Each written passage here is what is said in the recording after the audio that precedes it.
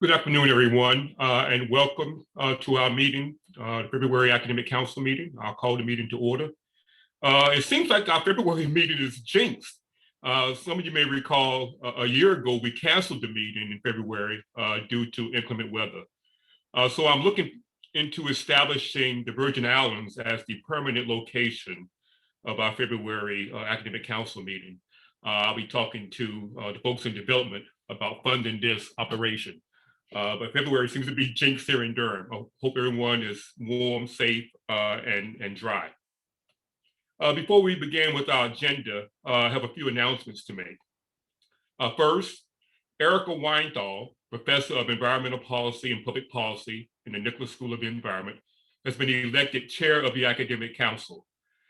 She will begin her term as chair on July 1 of this year and will serve through June 2023. Erica will begin attending weekly ECAC meetings later this month. Erica, are you with us? I'd like you to say hello and folks get a chance to see you. Yes, let me start the video. Hi, Yeah, I'm just here. wave. There you go. Good. Please join me in congratulating Erica and also thanking our colleague Larry Zelenak from the law school for his willingness to stand for election. So congratulations, Erica, and thank you, Larry.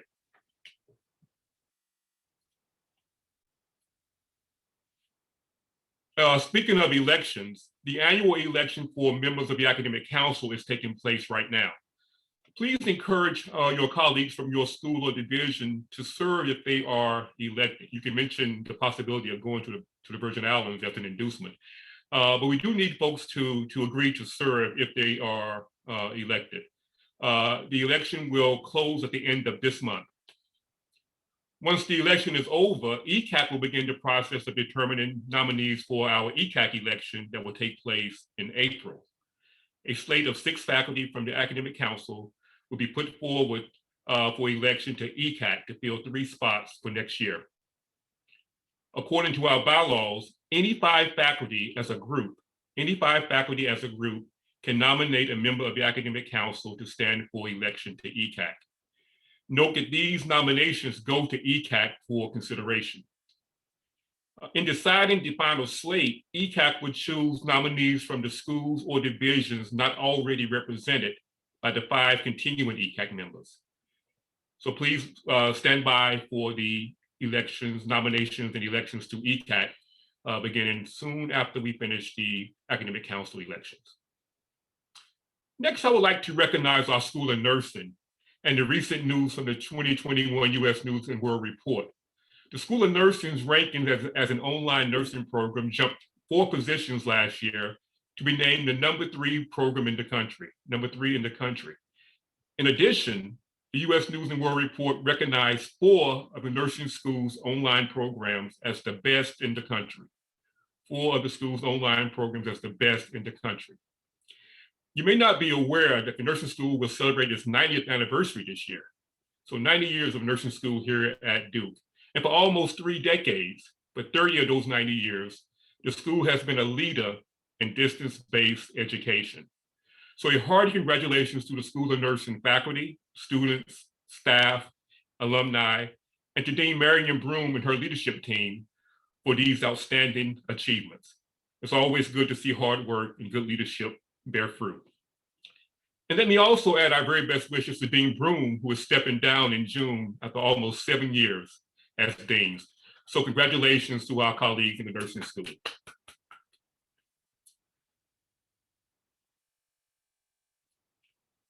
Next, we'll move to the approval of our January 21st minutes. As usual, the minutes were posted with the agenda on our website. Are there any corrections, edits to the minutes? Hearing or seeing none, the minutes will stand as approved. I would now like to welcome to his first Academic Council meeting as a presenter, Daniel Ennis, Duke's new Executive Vice President. Daniel began his role as Executive Vice President on December the 1st, and is previously the Chief Financial and Operating Officer at the Johns Hopkins University. Before his time at Johns Hopkins, he served as Harvard Medical School's Executive Dean for Administration And prior to joining Harvard's medical school, he was Harvard University's Associate Vice President for Finance and Financial Planning. Daniel, welcome to Duke and welcome to the Academic Council. Thanks, Kerry, appreciate it. It's a real pleasure to be here today, and I appreciate the opportunity to speak with you. So what Kerry and I talked about, and I hope this still makes sense, Kerry, you'll direct me if I should go elsewhere, but maybe just share some introductory thoughts in terms of coming into the institution and joining this community. And then maybe just a little bit of a high level update on where we are financially, and then some direction for the planning guidance that we've been working through with the deans and ECAC in the UPC recently. So those will be the topics I'll go through, and then hopefully we'll have lots of time for discussion and questions. That sounds great, Daniel. Okay, thanks, Gary. So first, just to say, it is an extraordinary privilege to be a part of this institution. I've admired it from afar and was thrilled at the opportunity that President Price, the board, the leadership team, the search committee, some of whom are on this call, gave to me to join this institution, join this community. And I'm thrilled and feel fortunate and looking forward to the opportunity to meet you. As you can appreciate, coming into this university, coming into this town, the city, and under these circumstances is a little less than ideal, but I still feel an incredible welcome from you, and look forward to having the opportunity to spend time together. So I talked about the next topic with ECAC, and they thought it might be helpful for me to share these thoughts with you all as well, which is just a little bit of how I think about the role of administration and administrative leaders like me. And at its core, my view of our job is to supporting the talent of this institution as it achieves excellence in our incredible missions. And so every waking moment in terms of what the administrative team should be doing should be about leveraging the scarcest resource we have, which is the time available to our faculty, our staff, our clinicians, our trainees, our students, as they do the amazing things they do in pursuit of excellence. And so that really should leave no detail, no stone unturned with regards to how we can best support you. And listen, we will not get it right. And there are times when, for any number of reasons, we'll create maybe more friction than anyone would like relative to compliance and our stewardship responsibility. But please know that the starting point is just profound respect and appreciation for the work that you all do in teaching our students, delivering clinical care, driving inquiry. So please know that at every turn we will be looking for your feedback and reactions to how we are best supporting you against your mission activities. And as I said, we will definitely not get it right, but I can assure you, speaking for myself and my team, we will do everything possible to enable your greatest work. Third thing I thought I would just quickly talk about, because in truth, it's actually quite new for me, is faculty governance. The rich tradition of faculty governance at Duke is been really interesting to learn about and important fundamentally to the success of this institution. And while obviously I've spent a lot of time working closely with faculty leaders and faculty governance and advisory mechanisms, it's clear I will have a lot to learn how to best do that and to best inform your deliberations and your engagement with the administration. So bear with me as I get my legs under me, but I recognize that as one of the distinctive features of Duke, and thrilled to be a part of it and to engage it as productively as possible, and basically have a view that we will do our best always to answer your questions, be responsive, create transparency and understanding to what it is we're navigating and managing, there is no question in my mind that I will not have the right answers all the time or the best answers.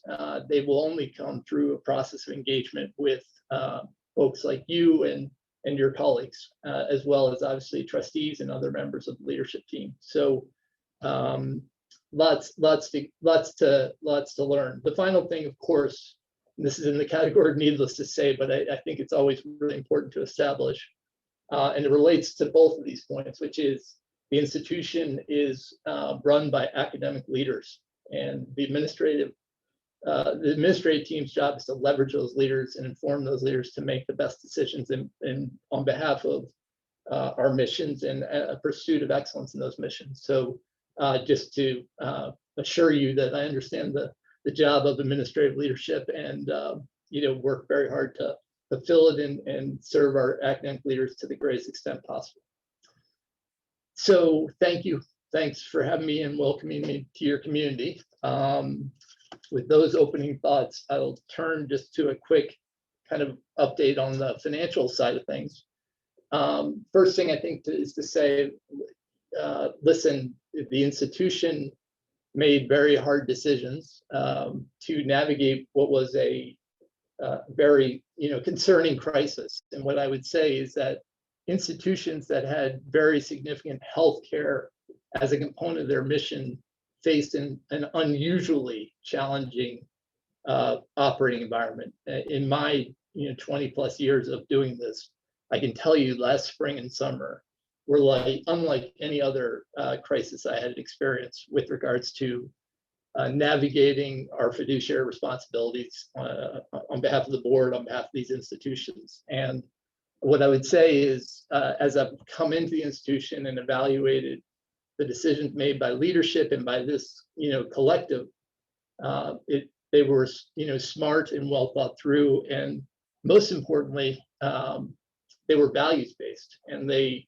had at the forefront, to the greatest extent, the protection of employment, the protection of salary support for our lowest salaried employees, and at the same time, always trying to find ways to allocate these precious resources to continuing to further our mission and excellence. So I believe that the institution has been well served in substance, but as much in process for how it went about very hard, and difficult set of decisions.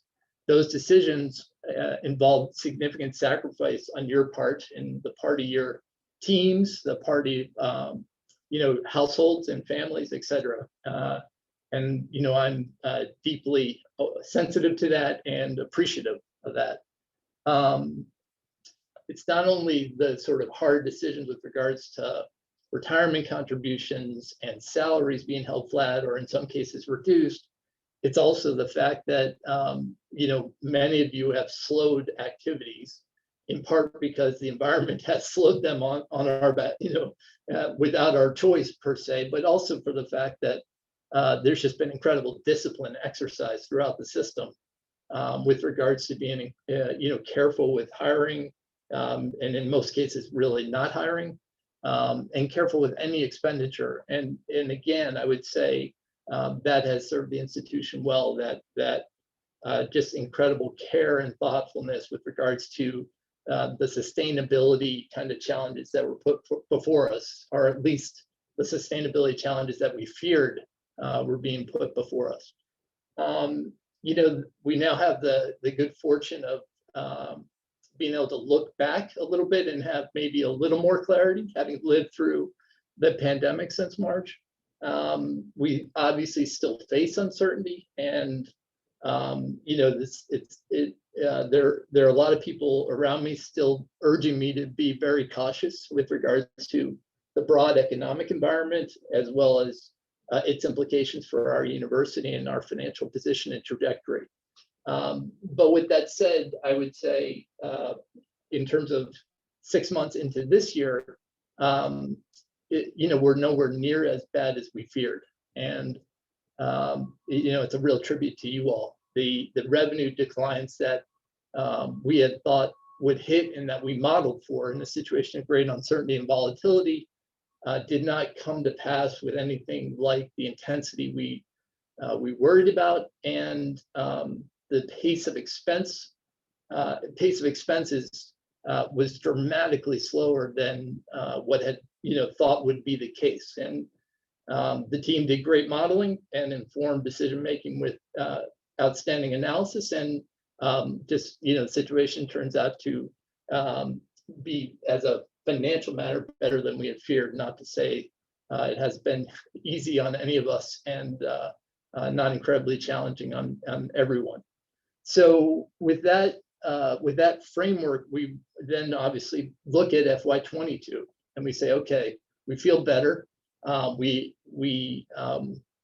hopefully are sort of starting to see the end of the COVID imposed challenge, what we knew going into COVID and what is a fact of life in all of our academic medicine university lives, is that we will always face challenges in assuring resources for our mission.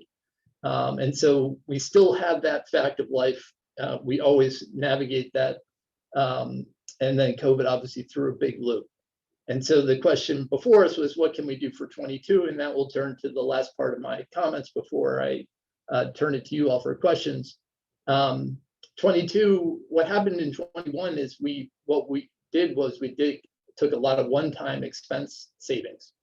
And we knew that in large part, those expenses need to be restored. And so 21 looks better, but it's partially better and a story that feels manageable for the fact that we have a lot of one-time cost savings. 22, those cost savings largely go away. So we have a more challenging year. But the judgment of the leadership team, and now having tested it with the deans and with ECAC and UPC, is to the extent we made decisions that were COVID-specific reactions, let's try to figure out how we can reset those and then worry about our 22 and beyond kind of normal financial challenges, or at least COVID, a little bit more in the rear view mirror. And so with that kind of lens, what the leadership team has been proposing and talking about with regards to FY22 includes sort of the following guidance. And just bear with me as I talk you through this, and then I'll step back. So the first is obviously most importantly in terms of what's on people's minds is, will we restore the retirement benefit? Will we restore it in full? There had been an assumption along the way that restoration would definitely happen, but a question about whether we could restore it in full. That's the answer I gave at the town meeting, if any of you were watching that. After a lot of discussion and thought about how we position ourselves financially, we believe that the right thing to do will be to fully restore the 403B contribution back to pre-COVID levels. So that's the first kind of straw for your consideration and discussion. What we would like to do in doing that, and believe this is quite important, is that we also take this opportunity, given what financial uncertainty we will be facing moving forward, to do a sort of comprehensive benefits review. And in doing so, be guided by 4 principles that will make it a very tough exercise for us to do, but we'll engage it together and hopefully get to good outcomes for all of us. The first, of course, is assuring that our benefits program continues to be competitive in our ability to attract talent to the institution. The second is that equity be our values and our commitment to equity be manifest through the benefits program, and testing whether or not we're achieving that. The third, of course, not surprising, you'll hear from me, is that we look at opportunities for meaningful cost savings given continued financial challenges ahead. And then the fourth, and important and a little harder to grasp on its face, is working on issues of liability management. We have long-lived programs that have actuarial dimensions to them, retiree health, and our pension. and looking at ways in which we can manage liabilities and funding of those liabilities. So Kyle Kavanaugh and I will work with academic leadership to try to create a process and a mode of engagement with our community around a benefits review. So that's point 2. Point 3 is salary guidance. The straw that we're want to put before you is the notion that we will restore salaries that were cut, and for the rest of the community kind of do a progressive move around salaries. So, and these are merit pools. The way I'm going to talk is on merit pools. So it doesn't mean everyone gets these numbers, but on the average, this is what we're trying to achieve, is that for those making under 75,000, the salary increase would be a 2.5% increase in terms of merit pool available to that population. And for those making over 75,000, the merit pool that would be available is 1.5%. So that's the guidance we're proposing and sharing with the schools with regards to their building their budgets for next year.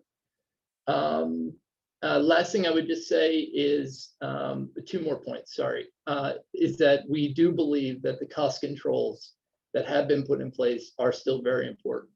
So the limitations on capital expenditure for infrastructure only, or research grant funded types of projects as opposed to broader, we think should stay in place at least while we see how this year develops and how the FY22 plan comes together. Continued limitations on filling vacancies and posting new jobs.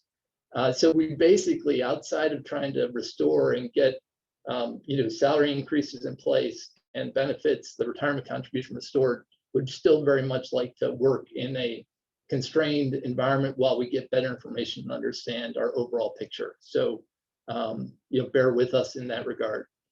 Final word, which is very important. Our benefits program is a university and health system benefits program. And so the move that we're making with regards to fully restoring the retirement contribution applies broadly across our community, which is obviously a really good thing. But the health system continues to face real financial pressure. And so, every move we make in the benefits review will have this character, because it's a shared program. Is we need to look at the imperatives and the challenges in front of the health system and the university as we figure out the path forward together. And we, in our making these decisions, have to be informed and sensitive to their operating and financial challenges, and the same in reverse. So just wanted to situate the fact that these are conversations that happen amongst the university community, but also need to happen within the construct of our health system leadership and broader community as well. So with that, I'll stop talking. Thank you very much for the opportunity to be here with you today.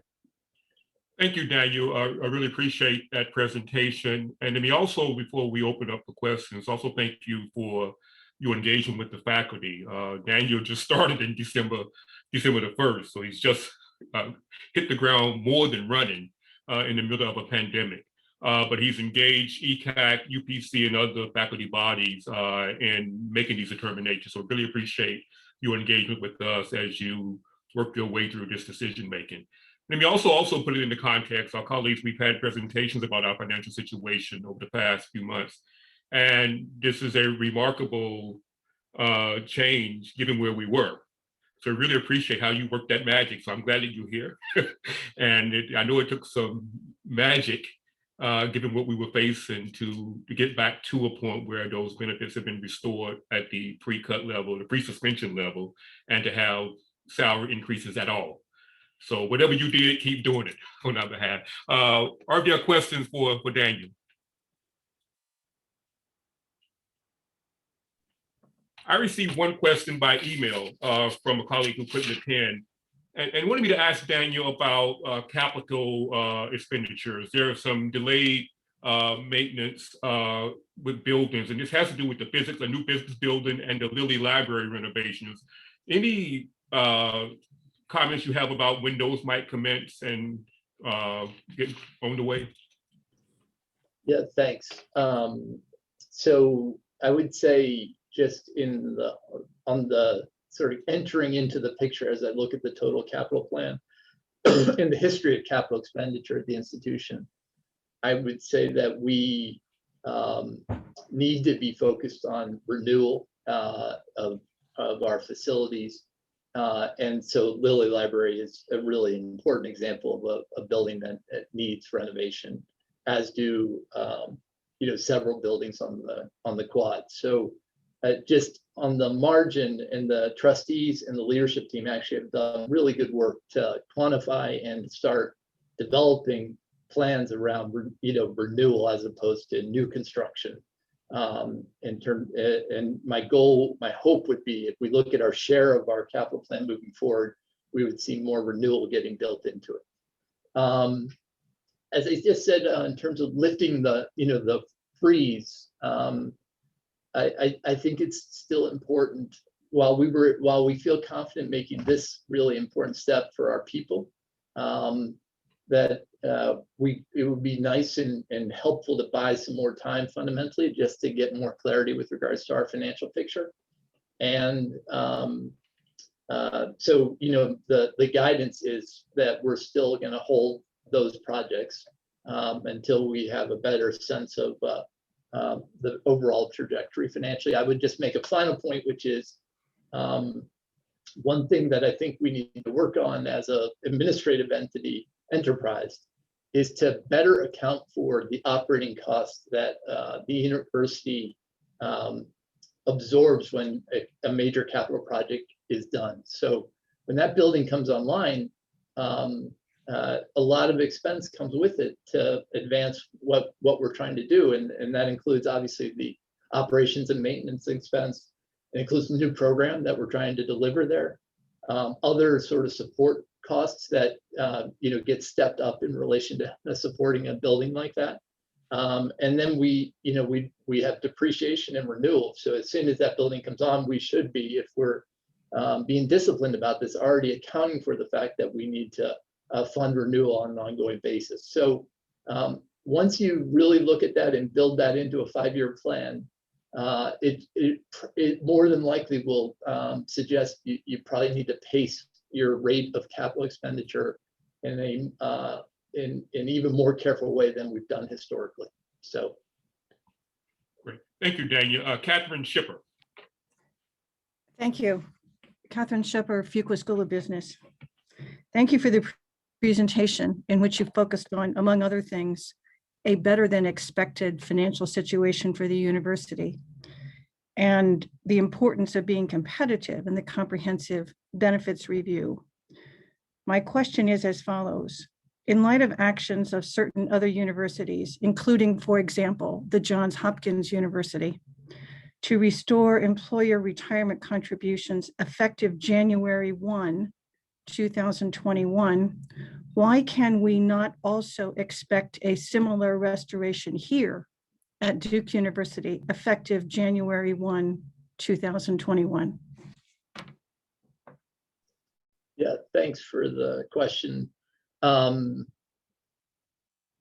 assessment of the financial situation for the institution and the risks we face as a collective, and this is where it's important that we look at the total enterprise university and health system, we're not in a position to make that move. We wanted to be focused and assured that we could make the commitment, and not just make the commitment for July 1 with regards to restoration, but to fully restore, which was actually, as I noted, an open question, the retirement contribution. So appreciate that that Hopkins has done that. They obviously have some inside knowledge to why that might be the case, and may be more appropriate in that context than ours. But that's the path we're on for the moment, and are obviously watching our financial situation carefully and closely. Lee Baker. Yeah, thanks and welcome. You spoke eloquently about our missions. What role does diversity and inclusion play from your perspective in our shared commitment to excellence? So I think whenever this question comes up, the first place, I start with is, sort of my leadership in relation to supporting diversity and inclusion. And this is an area in which, I've invested a lot of time to understand my own sort of blind spots or weaknesses or our lack of sophistication or fluency as it relates to advancing diversity and inclusion as we advance excellence. And, I feel proud of that work. And what I would say is that, it situates me in better and better. And as we all know, this is fundamentally a journey for ourselves as people and as a community. But that investment of time puts me in a place to have led in my past life really interesting and important programs. And I hope puts me in a situation where I'll be a big part of advancing the agenda that President Price and the deans have put forward. And so just to make it real, because at the end of the day, all that matters in truth is the actions and the outcomes in terms of actually achieving our shared aspirations. But an example is that something I feel incredibly strongly about is economic inclusion and the creation of economic opportunity and wealth building for all members of our community. And an institution like Duke has this extraordinary influence and purchasing power to mobilize entrepreneurs, to make hires, to invest in construction companies that will be diverse, will create opportunities for members of our community who would not necessarily have those opportunities if it weren't for a place like Duke saying, this is how you're going to work with us, or this is where we're going to focus our hiring, or this is how we're going to develop our talent, or this is when we're going to make a purchasing decision. We're going to make it on the basis of your commitment to diversity and inclusion. And so at Hopkins, I led this effort with the university and the health system. Every year we had stated objectives and with regards to how we could move the needle on hiring, on purchasing, on construction. And I have enormous pride for the transformation that was associated with that effort with regards to a clear and demonstrable commitment to equity and inclusion. And there's many more examples and ways in which I hope together we'll address the very serious and longstanding issues of social justice and racial justice. But they're so daunting that my goal will be to define ways in which we can make progress and hold ourselves accountable and take steps and not be overwhelmed by the weight of history and the weight of institutions like ours and the mistakes we've made over time, and leaders like me who've made mistakes over time and with regards to this commitment and shared set of values. Cameron Harvey. Thank you for recognizing me. I'd like to follow up on Catherine Shipper's question. My understanding is that all of our peers as of January 1st have restored benefits. And my question is whether your office has tried to assess the cost of putting Duke at a competitive disadvantage like this. And maybe this question is also for the provost. Surely there's some data on this in terms of us missing out on opportunities or losing valuable faculty members. So the first thing to say is I honestly don't have the data. I heard of Hopkins and Rochester, so just don't, I'll take you, your benchmarking for what it is, but that's just, I haven't gone through that with my peer colleagues, et cetera. And, I think our view obviously is that the sooner we can put ourselves in a position to create assurance with regards to restoration of benefits and salary, the faster we can get there, the better with regards to both our commitment to our people, not to mention the competitive dynamics in which, within which we operate. So this is our, considered and best judgment at this moment. And, we're feel very good and are very grateful for the fact that we can make this commitment to you. And, as I said, we will carefully be evaluating new financial information and determine whether other steps can be taken. I don't know, Sally, if you want to add to it. Yeah, I mean, all I would say, Cam, is, it's very difficult to sort of deconvolute all the elements that go into, a faculty member choosing to come to Duke versus somewhere else, or the dynamics that lead to retention. So it would be hard for me to say, there's some element of the benefits package, aside from honestly, sometimes the tuition benefit that becomes an overt element of discussion. So it's a little bit difficult to say, and obviously we don't have insight into the calculus that our peers have made in this restoration. I do think that we have to keep our eye on the competitive market when it comes to compensation and the whole benefits package as part of the evaluation, as Daniel was saying. So your point's well taken, but it's very difficult to say right now how that's influenced any kind of proximal decisions of individuals. Thank you. Earl Dowell.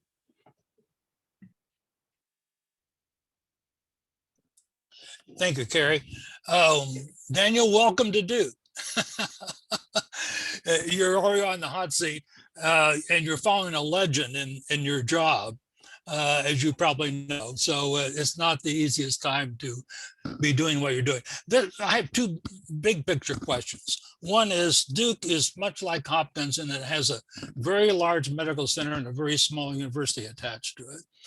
And we like to think the university is of high quality, but the long pole in the financial tent is clearly the medical center, which often drives policy at Duke, probably did at Hopkins as well. So when you sit with the Chancellor for Health Affairs and with the provost at the start of a new budget cycle, how do you decide whether you're drawing a firm line financially among those three units?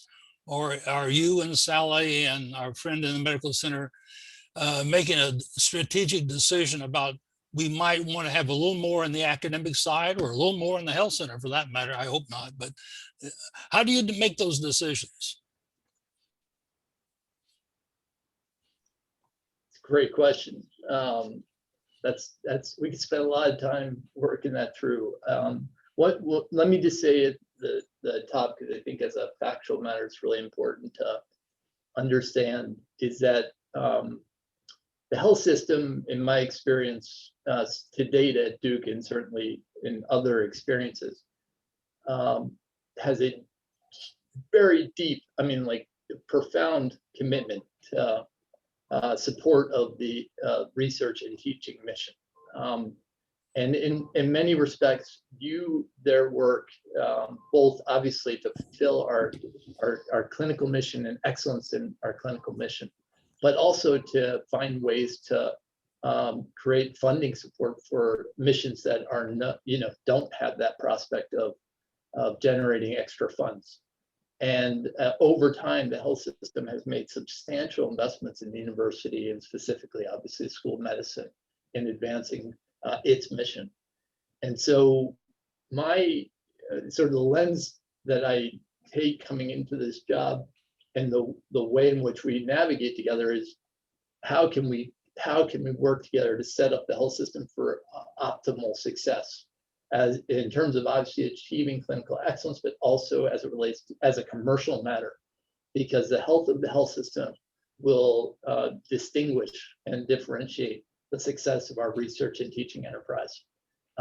In the School of Medicine, and honestly, well past the School of Medicine, in terms of how many other parts of the university interact with the medical school and the research and teaching opportunities that on which we collaborate. So I would sort of put that first.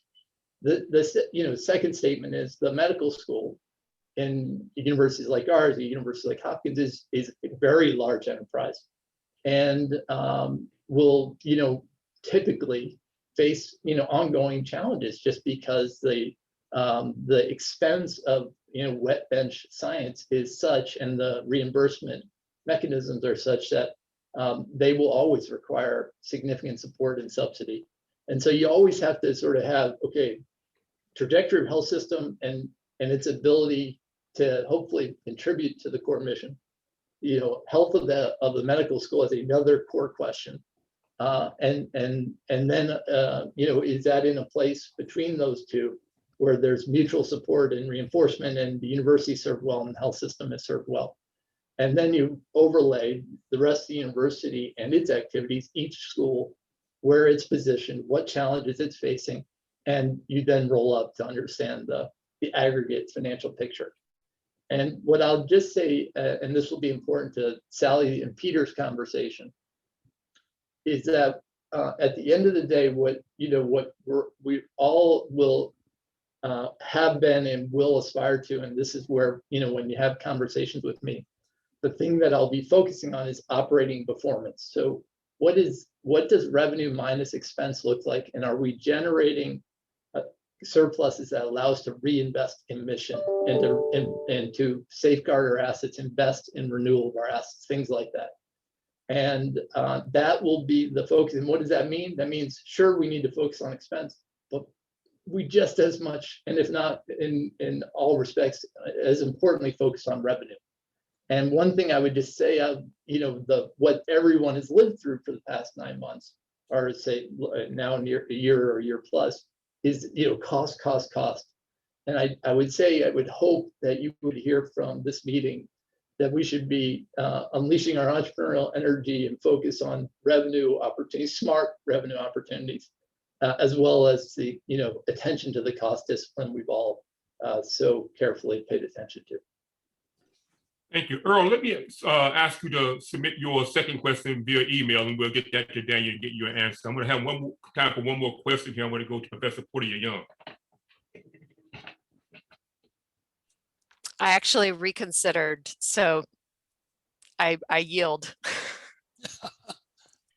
Okay, with that, Daniel, thank you so much for taking the time to be with us and for that presentation. Again, you just started December the 1st. It's hard to believe that you have such command of all of these issues. So thank you for being here and presenting. And we look forward to a healthy working relationship between the faculty and your office. So thank you very much.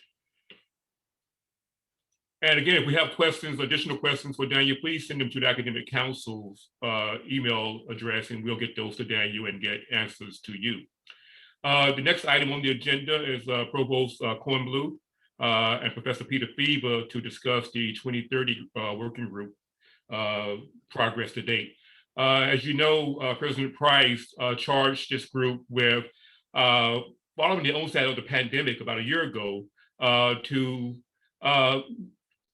take a look at Duke's present situation and to project out into the future what Duke might be and how we might position ourselves to be better in 2030. So at this time, I turn it over to Provost Kornblue and Professor Peter Fever of the Department of Political Science. Thanks a lot, Carrie. I'm going to actually share screen here. So give me a second. Let's see. Here we go. Okay, I hope you all can see that. So today we're going to tell you some about the work of the 2030 group. And as Carrie said, Vince charged us in the summer of last year, and it was really a twofold charge. One was to identify opportunities for cost savings in order to weather the financial impacts of the pandemic and address longstanding financial difficulties. And the other was to identify big bets that will differentiate Duke from its peers over the course of the next decade and beyond. And, not to disappoint anyone today that they're not going to hear the big exciting things in bullet point 2. I will say that the committee there have actually been 2 committees, one consisting of the deans and some administrators, and Carrie sits on it, and Peter Fever, and a parallel faculty committee that Peter has chaired and actually acts as a liaison between. And the first phase of our work really focused on the first bullet point, which was reducing costs. And, as Daniel said, we've navigated the pandemic piece, but we still face headwinds in FY22, and we really need to think about long-term financial stability. Now, all this being said, I will also comment that the orientation of this group was really on cost savings. But as Daniel pointed out, philosophically, we really need to be talking about operating margin. In other words, revenues and costs. And so when we come to a stable situation, it's going to be a balance between the two. And again, we want to think about smart revenue opportunities because, like many of you, I've heard of revenue ideas that actually wound up costing us money. But I think that is also part of the thinking as we go forward. So today I'm going to talk just a little bit about some of the cost-saving maneuvers, understanding that we will be coming back to Academic Council with some of the big bets and ideas that we want to think about really going forward to 2030. So today's presentation is really 22, 23, and we'll be coming back to you with more comments. So I wanted first for you to get a little bit of the flavor of what the faculty committee discussed, because those ideas really fed into a lot of the discussions that we had with the Dean's group, and also sort of opened our mind to some of the ideas that were out there among the broader faculty. So I'm going to turn this over to Peter for a couple slides to comment, and then I'll make some additional comments. So thank you. And I, as Sally said, I chaired the faculty task force, an ad hoc task force that was assembled because of conversations we had with Carrie Haney, who wanted to increase the aperture for faculty input as the Duke leaders were having to make really huge decisions. As it was, the university had to make very big and dramatic and unusual decisions in a hurry. And Daniel explained some of them, suspending the 403B, freezing hires, freezing spending, all of this. And those decisions were taken very quickly with really a minimal amount of faculty input, primarily through ECAC. But at the time, so we're thinking now in the March, April timeframe, the senior leaders believed that depending on the course of the pandemic, we might have to take another serious set of serious decisions that for longer term moves, some of them perhaps just as dramatic, and that we needed more faculty input in the development of some of these ideas. So that when they reached the regular order of faculty governance for the policy approval and or rejection of those ideas, that they had appropriately brought in faculty input, as much input as possible. So this wasn't a substitute for faculty governance. This was a way to have the faculty perspective inform the policy development process earlier and faster than is customary. And it needed an unusual ad hoc arrangement because the challenges were unusual, and the university would have to be making these steps perhaps in a unusually quick manner. And so for my sins, I got tapped by Carrie and by Sally to convene a faculty group who were diverse across the various constituencies of the university, but shared one thing in common, which was that everyone on that committee had a fair bit of experience in university governance, and a lot of the folks had served on UPC, so were up to speed on the fiscal matters, so they could quickly render informed opinions, or strongly held views. We were pretty strong in our representation across the campus side. We had a member who was also in the medical school, but we were not constituted to be able to speak very much on the medical side of the business. And so we focused on campus operations. And we were separate from and parallel to the Dean's Committee. So the idea was a separate set of eyes that would look at some of the same questions that the Deans were going to be looking at, but without our views being quote unquote contaminated by theirs, without being pre-shaped by them. We were sort of had a blank slate and could do anything. And we did an independent fact-finding effort, and we had three primary products. The first was a long brainstorming list of possible fiscal moves that Duke might consider, that we injected into the Dean's meeting, and a murder board reaction to the decisions or ideas as Sally's committee became more and more focused on what they were going to do. And then now, as Sally indicated, a set of thought pieces on the ways to secure sustainable excellence towards 2030. And our committee had two metrics of success. One was, could we get the provost committee to consider and debate ideas that they otherwise would not come up with on their own? And the second metric of success was when it came time for Sally and Vince and Daniel to get formal faculty buy-in, would they be blindsided by the faculty reaction?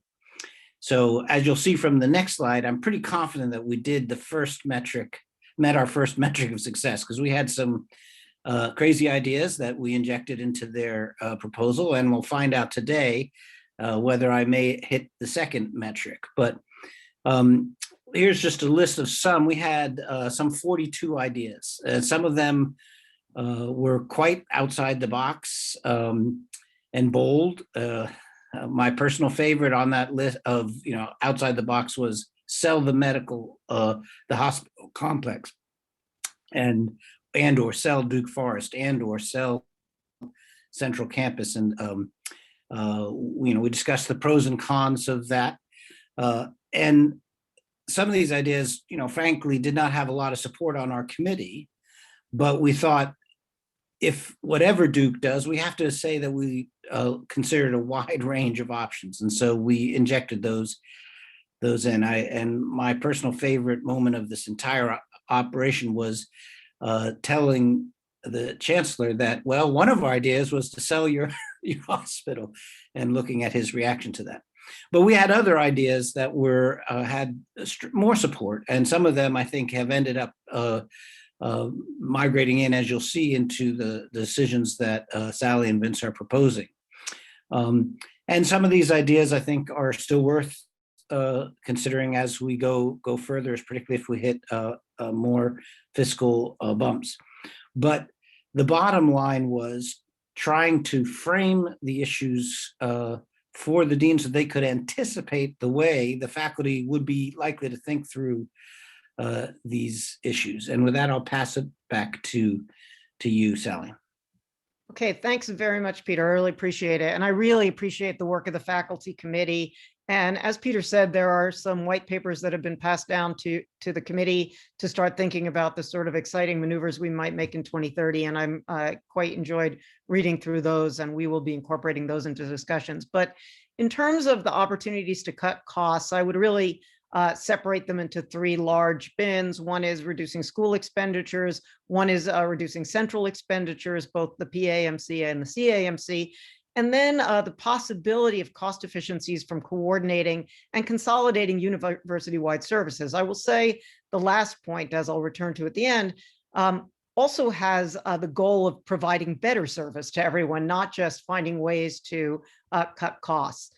Now, the majority of the maneuvers that are actually being carried out that many of you are already familiar with really reside within the schools. That's where the majority of our budget is expended. And we really wanted to give a lot of latitude to the schools because, every school has a slightly different mission, a different composition of faculty and staff, a different way of operating. And we really wanted to offer autonomy to the schools in making these decisions. So what we really did was withhold some of the central support from the schools and ask them to undertake the cuts to cover these costs. We left it up to each school, as I said, but there's really a range of possible actions that the schools have been considering. Reductions in staff numbers, staffing review, consolidation of services across small units, incentivized retirement. So we are seeing uptake across the schools in incentivized retirement. And I have to say, a lot of the staffing reduction is coming from very active vacancy management when people leave positions, not refilling them. And we're looking very carefully at each request. It's not no across the board, but we really want the schools to reflect very intentionally on staffing requests. We're also incentivizing faculty retirement, as some of you are probably aware who may be interested in taking this up or not. But another part of the discussion was very interesting. We talked about a possible post-tenure review system that might sort of feed into thinking about retirement decisions. This was a little bit contentious. I know that the faculty committee took this up It waxed and waned in popularity through the time of the pandemic. I think it's something that, again, would really have to come at the level of faculty discussion, faculty governance, to think about whether there's an appetite for this. Curricular modifications, a good example is that, our undergraduate curriculum has 6,000 courses on the books, some of which have very few students in them. Really thinking about our optimal configuration for teaching, in particular because of the expansion of the adjunct working force to cover this growing curriculum. This is obviously a cost carried by schools, particularly arts and sciences. The other thing that has come up is reduction in the size of PhD programs, because unlike all of our other educational programs that generate revenue, the PhD programs are obviously an ongoing expense. Now, they're an important expense.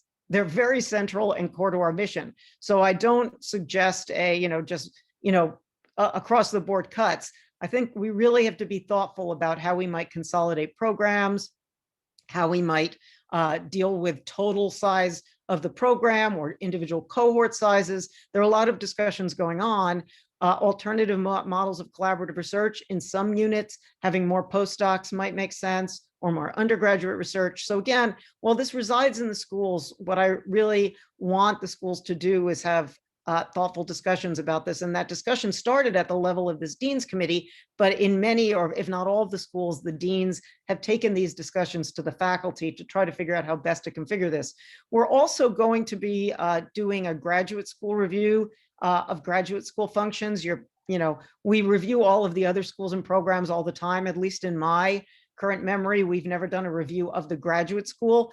And the point here is really to try to figure out where there might be redundancies between what the schools are doing, what the graduate school is doing, to try to figure out how programs are best serving the schools, and really just to take a really good close look at all of the functions there. Centrally, one more comment on the reduction in the school budgets. We have not set a firm time period over which these cuts will be made. Again, they're going to vary from school to school based on the current financial status of each school. And, we really do have a wide range in terms of the sustainability and the financial balance in the schools. One thing, though, we're asking is, by withholding funds and talking with the schools about how they'll meet it, we don't want a lot of ad hoc requests. So usually we operate, during the year, there's a lot of ad hoc requests for additional funding. We'd like to really think carefully upfront about what these requests might be. Although we've announced programmatic and hiring initiatives, these are often based on external funding or the investment of strategic funds in shared priorities. And I think, you're probably aware of things like, the Science and Technology Initiative or the Global Asia Initiative, and other hiring initiatives or programmatic initiatives that we will continue to invest in outside of this upfront agreed upon budget. Now, it's only fair to say, how are you reducing expenditures centrally? We are trying to reduce the expenses from SIP, our Strategic Investment Plan funds. One of the things we're doing, as has been going on for a number of months now, is a very careful look at the budgets of the university institutes and centers. We are making a truly comprehensive analysis. There's been a terrific faculty committee working on that very, very hard. Someone said they thought it was, the hardest work they've seen a faculty committee do, because there has to be really a deep dive into each of these centers, with institutes and centers, with the notion that, we may change budgets, we may change configurations, we may merge or consolidate UICs, et cetera. And we really have to look at those carefully, with a goal of reducing a total budget from $17 million to about $10 million a year on the central budget through further alignment with schools, consolidation, possible sunsetting. I will say that this is the subvention. Many of our UICs bring in money through grants, through philanthropy, et cetera. So this is not necessarily the total budget. We want to reduce the signature programs to the size that their endowments can support. Obviously, Duke Engage, Bass Connections, and others have become a hallmark of Duke, but some of these programs, these two in particular, have endowments, and we hope to raise the endowments through philanthropy, but live within the money that these endowments throw off. And I will say, this has become more tenable as we've had an increase in the number of programs in which our students participate co-curricularly. There are a lot of opportunities And I think, we really have to figure out what a manageable envelope is financially to support those opportunities. Mary Pat has been very active in reorganizing and increasing the efficiency of student affairs. Obviously, student affairs is the unit that took one of the biggest hit from COVID because of lost housing and dining revenue. But I'm thinking aside from that, how we maintain student affairs, there are a large number of vacancies there that Mary Pat and colleagues have been managing. And they've really been thinking very thoughtfully about how to best manage that unit financially. We've already taken cuts of 17 million in SIP expenses over the next 3 years. This is largely from really thinking carefully about what we can and cannot do from the original strategic plan back in 2017. And, in some cases, that's just not a cost-cutting exercise. It's a reconsideration in the light of current situation. What are the best things to move forward on, and what things might we rethink and reconfigure? We continue focus on vacancy management opportunities across the whole provost area and consolidation of vice provost roles. I joke, Jennifer's already the vice provost of academic affairs and the old finance piece, so I'm not going to add another role to her plate, but we are looking. For instance, you may remember that Mike Merson had a vice provost role. We're really thinking about how to move, for instance, the international mission over without having to name another vice provost. So all told, we have one-time savings of about 20 million, and we're trying to get to $34 million a year, including the savings in the schools. Now, in the face of this, and this came up, Lee Baker's question about our commitment to diversity and inclusion, I have to say there are core commitments and strategic priorities that we have got to move forward. And part of this goal to save SIP funds, for example, or to increase our efficiencies, to make sure we have funds going forward to really move forward our strategic priorities, like anti-racism, like the Science and Technology Initiative. There have been a large group of faculty working with Toddy Steelman and Brian Murray and Tim Profeta on a climate change initiative, Next Generation Living and Learning that Mary Pat McMahon and Gary Bennett have been looking at with faculty and with trustees, and lifelong learning and continuing studies. And I should say this last bullet point really presents, I think, a lot of opportunities for revenue generation that we have not realized in the past. So, we need to continue to move these things forward. In the CAMC, there have been cost reductions. This began even before Daniel arrived, with changes in things, again, like vacancy management, work schedules, non-salary savings. And again, there was a one-time savings of about $18.9 million, but again, permanent reductions going forward in the operating budget of the CAMC.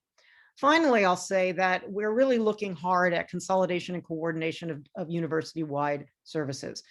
This is in a number of areas, for example, development to centralized shared services such as data management. Dave Kennedy is talking intensively with the deans about how to most efficiently link development out in the schools with central development. IT is a large expense and an important one. Those of you in arts and sciences are probably aware of the consolidation of Trinity Technology Solutions under OIT that's already underway. They're really working through service models, but again, it's not just cost cutting there. It's really thinking about how best to deliver services. Shared cost savings will be between the schools and OIT, and Tracy Futhy has really set a number of targets that the schools might save in order to still meet their service demands. Mike Schoenfelder and colleagues are looking at communications. There are a lot of communications people throughout the university. We all get a lot of glossy publications from lots of different units. I think a rethink on how communications work at the unit levels, how that's integrated with central communications is going to yield both savings and efficiencies. And again, further centralization of services such as website development, video production, et cetera. Very important there, again, that we focus on quality of service and to make sure when we take away services peripherally, they're being offered at a high level centrally. I think that's my prepared comments, but Daniel, do you want to make a comment about this coordination and centralization of university-wide services to add to this? Yeah, thanks, Sally. my view on this, first and foremost, should be that we work from a shared understanding of service levels. And in truth, we should formalize service level agreements and expectations.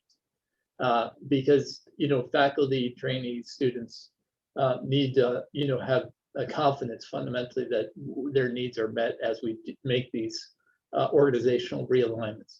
So that's point one. Point two is, I think we tend to look at this narrowly as a budgetary matter when we take these steps. And the reality is, the total cost of ownership or total cost of an activity is far greater than a department might see or a school might see. And an example of that is in IT, the cybersecurity issues for the institution are profound and incredibly important and expensive to navigate, take a certain skill set and talent level. And so if we don't move in a direction where we're able to better manage that risk and take advantage of the institution's investments in talent, there's a cost to us that you don't see in your budget, but there's a cost to the institution that we need to account for. And so, what I say to the team is, it isn't a short-term budgetary move. It has to be, assurance of service levels and ideally significant improvement in service levels. The second is, it's really about the total cost analysis. And the third and final point is, it should be about a development opportunity for those staff who are implicated. Will there be staff that may get dislocated in a moment like this for any number of reasons? I think that's, a sort of reality, unfortunately. But at the same time, the intention going into it should be about creating new opportunities and as a development matter, and new colleagues, new ways of thinking about their careers in the construct of being part of a larger functional organization. So just some thoughts on, how I advise we approach moving forward with these very important moves. Thank you, Sally, Peter, and Daniel. And I should say thank you, Peter. Peter's coming to us from Oxford, allegedly on a research sabbatical, but thank you for staying engaged and coming from afar. Sally, before we do a Q&A, will you explain CAMC and PAMC? Oh, I'm sorry. Yeah, so PAMC is the Provost Area Management Center. So it's the schools, it's what you think of the auxiliary services with academics, the library, et cetera. And CAMC is the Central Area Management Center. So that's all the administrative services under Daniel. Thank you. And let me reiterate again, there have been quite a few faculty eyes and ears involved with this process. Thank Peter and that committee. And Sally has also brought this discussion to the Academic Priorities Committee, portions of it, UPC, the Academic Programs Committee, and the University Priority Committee has seen bits and pieces of this. And that process will continue. And as concrete proposals come forward, they will work their way through our governance process. And perhaps will end up in front of this body as necessary for deliberation and approval or not. Any questions for Sally, Peter?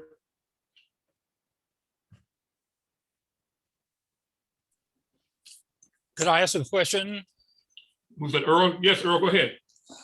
Sally, one time the schools were tubs on their own bottom, it was said. That is, they had a profit and loss, an individual profit and loss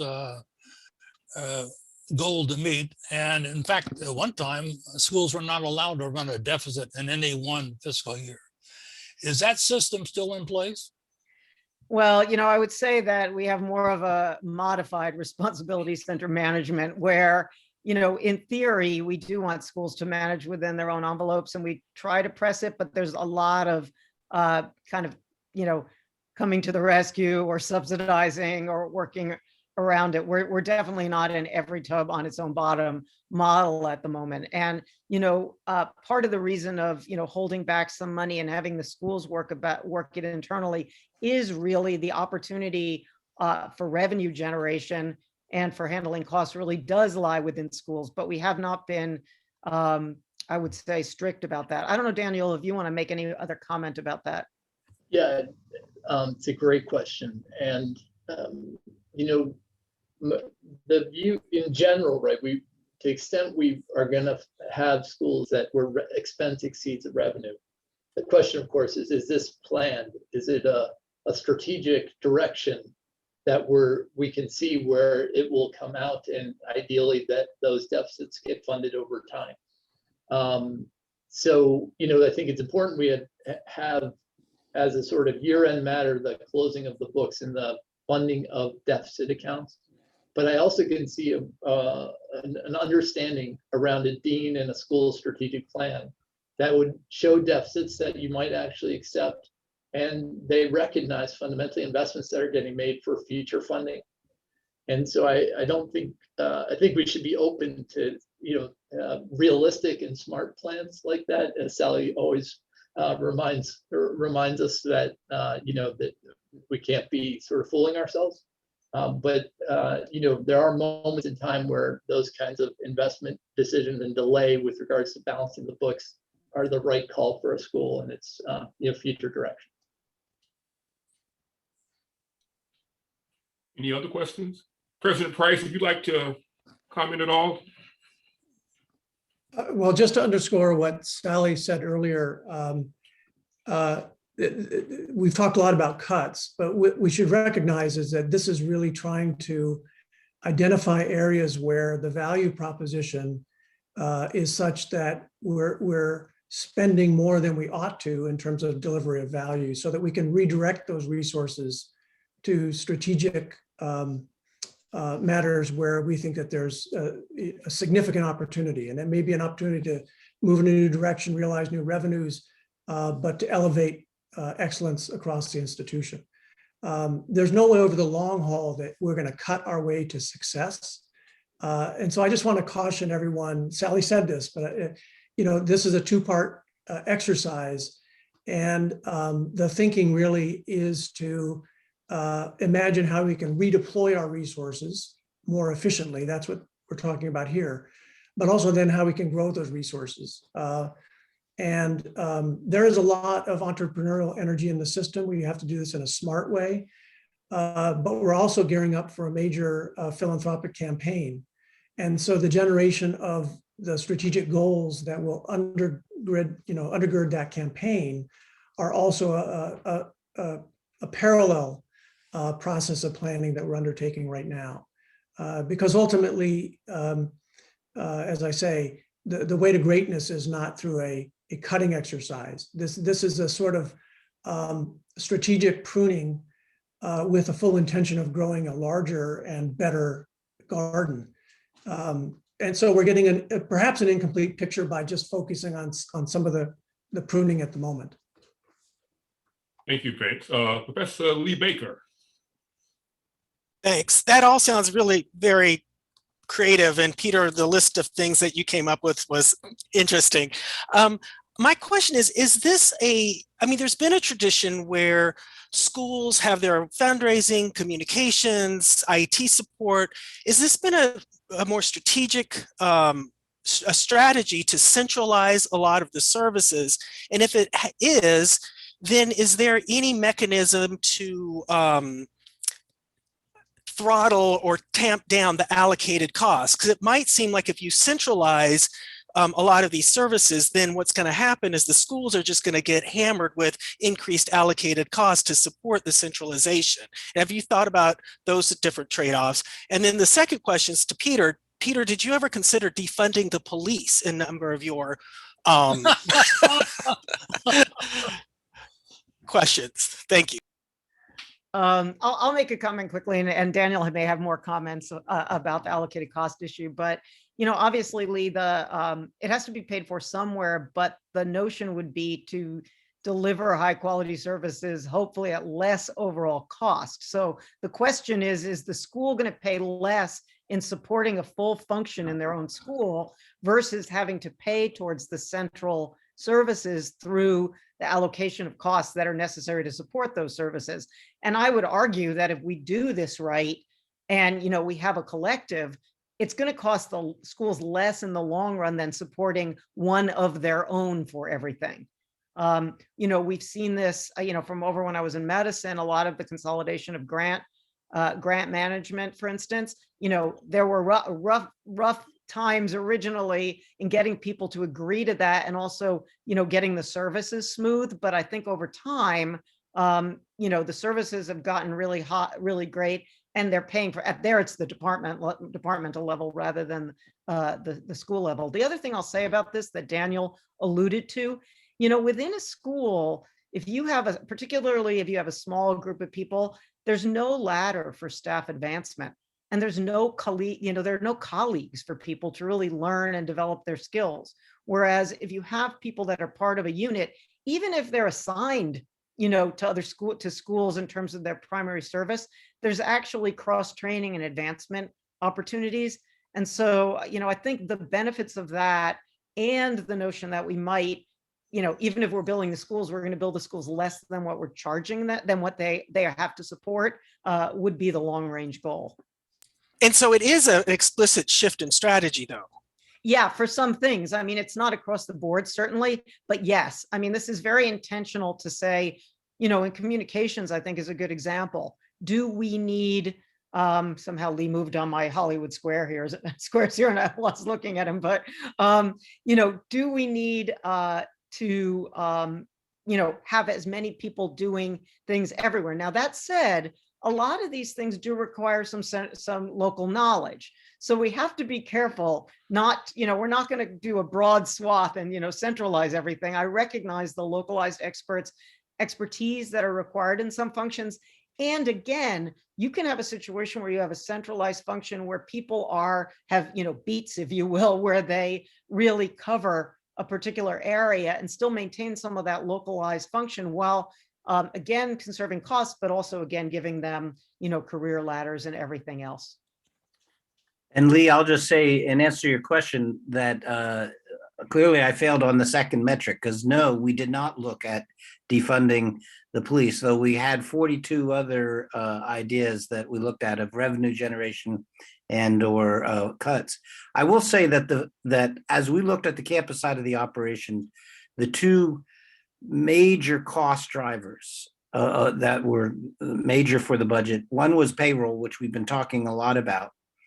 And the other is financial aid, which we have not been talking much about today, but is a major driver of expense. And it's an important university priority.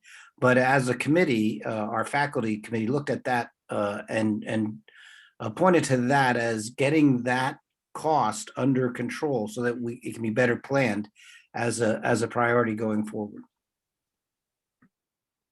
Yeah, Porter-Young.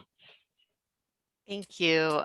So my question has to do with this centralizing and I guess questions around access and input. I just, maybe it's not a question, but I want to voice a concern that programs with more money might have more access, and currently with localized instructional technology support, for example, it's easy for faculty to give input in terms of the kinds of services they need and to get access to those services and to build the relationships for that two-way communication.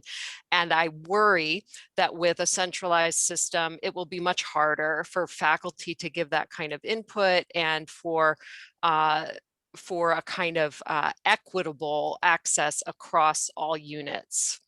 I think that is an excellent point. And I think a key part of any centralization has got to be constant sampling and surveying of the users. I don't mean like surveys necessarily, but really kind of assessment whether the users are feeling they are receiving good services. For what it's worth, in the grant management space, that was also a concern. Again, you've got to have the individuals who are in essence assigned to your area that you can interact with. So it's not some, unrelated group of people that you have no personal relationship with. So I think there's a way to do it to maintain the personal connections that you talk about while realizing some of the efficiencies.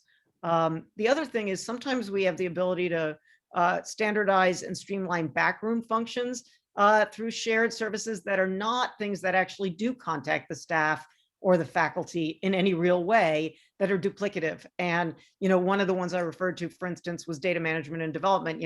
How many databases do you need of possible donors, et cetera, et cetera. So there are ways to do this that I think we can do smartly. But look, I think none of us are going to be happy at the end of the day if, our complaint inbox goes way up because people are not getting the services that they were used to, frankly. It does take a period of adjustment.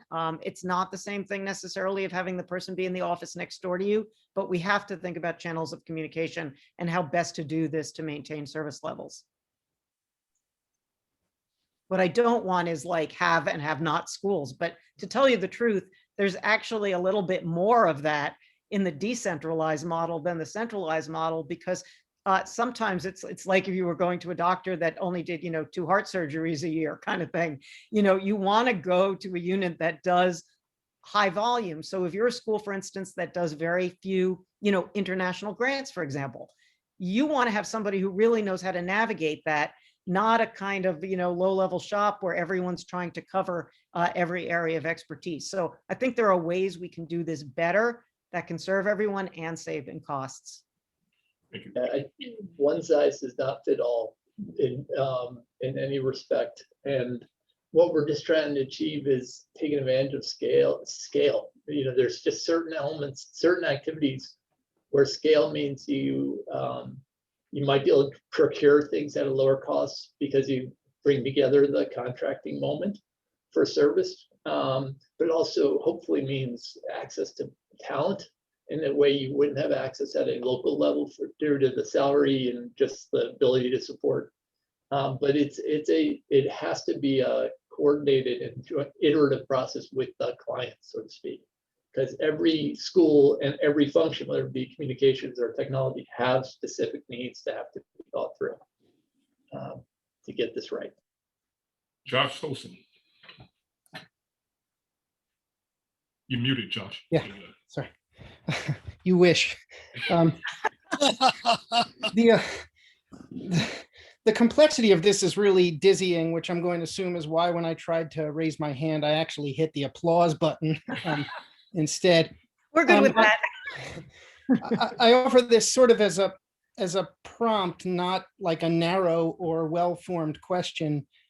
I might be wrong, but I'm going to guess that a good many of the areas where we currently see an opportunity for squashing redundancies or making smart savings, whether or not they require fundamental alterations to responsibility-centered management or whatever, but a number of the problems that we see opportunities for fixes here probably arose after, in service of the promotion of excellence. Many of them probably in service of an idea that we were saving, even if we've later learned that that might not be the case.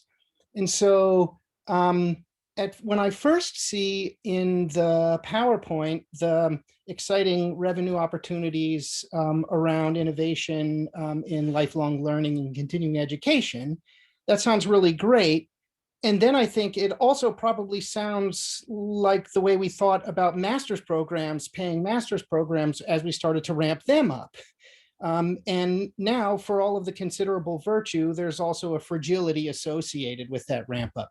So I just wonder if you'd expand for just a minute on how you're kind of gaming out, working through the institutional memory of in these targeted areas, how we got there in the first place and how we do our best, even if it's not really possible, but do our best to not just recreate those sort of, unintended consequences. So sorry if that was muddled. No, I know exactly what you're saying. So two different comments about that, Josh, and I think this is well taken and maybe rolled up a little into the concept of, smart revenue generation, which is, I think all of the things that we might now reflect on, and this is some of the master's programs you refer to, and this is pre-COVID, because obviously the dimension of, effects on international students, et cetera, have been way more than we anticipated.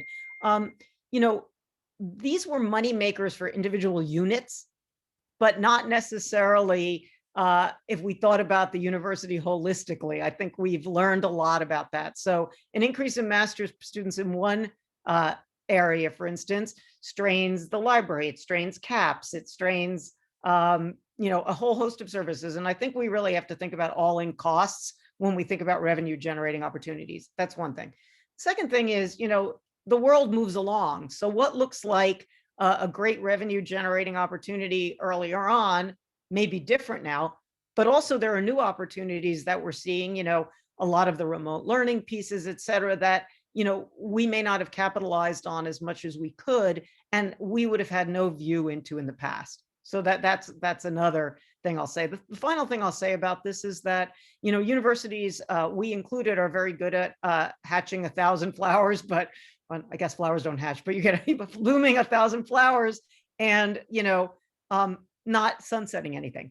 And so, part of thinking strategically about this is we've got to give ourselves the latitude to capitalize on the kind of interesting and exciting ideas that faculty have all the time, that we're trying to come up with for the next phase of this 2030 work, et cetera. And there's no way to do that unless we rein in the things that either aren't working or not adding sufficient value, or really are redundant with things going on elsewhere. So I don't think your question was muddled. Maybe my answer was muddled. I kind of grouped a bunch of the things together, but I think you see what I'm getting at. And listen, we won't, revenue opportunities, new ideas, they may not work in the end, or they may create new challenges and problems, right? But I think if we suffocate that because we know from past experience they will, that would also be a bad outcome, And so I think the question is, are we learning? Are we getting better? Are we getting more agile? Are we asking better questions of the opportunity, and continuing to move? Because the generation of resources to be able to invest in our missions is a vital part of what we need to do. If you look at the growth rate of revenue versus the growth rate of expense just over a long period of time, that revenue line, that growth rate is not what it needs to be to support what we all want, which is investment in mission. So it's got to be iterative. We're going to learn. We're going to hopefully get more right than wrong. Great. We're coming close to the end of the hour. Let me thank Sally, Daniel, and Peter again for the presentations, all of you for the questions, and especially thank colleagues who have engaged this process along the way and will continue to engage the process. It's critical that we stay involved. I like Daniel's approach to this comprehensive benefits review, but we need to keep our faculty eyes and ears on that review as well. And so that we engage that conversation early on, so we're not blindsided or taken by surprise at what may come out of that review. But do please stay engaged. Encourage your colleagues to accept the honor if they are elected and to join this council. And again, I will continue to work on looking at the Virgin Islands as a place for the next February meeting. Until then, we are adjourned. Our next meeting is March 18th, same place, same channel. And as we were meeting today, I should say, Sally, we got the email that we're on regular schedule tomorrow. So Yes. Go to bed, do your homework, go to bed. We'll be starting school at our regular time tomorrow. Bye, everybody. All right. Bye-bye. Thanks.